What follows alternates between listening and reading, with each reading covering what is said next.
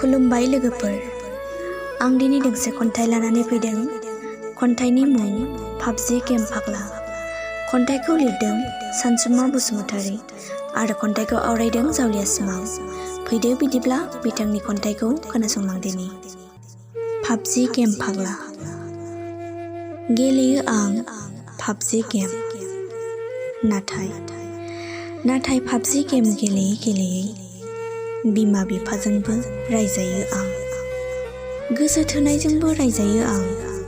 नाथाय गोसो थोनाय सिख्लायाबो आंखौ नागारलांबाय। फन हरब्लाबो रिसिभ खालामिनि थाखायनो। हे गसाइ, पाबजि गेमनि थाखायनो नागारलांमारबायसो बियो।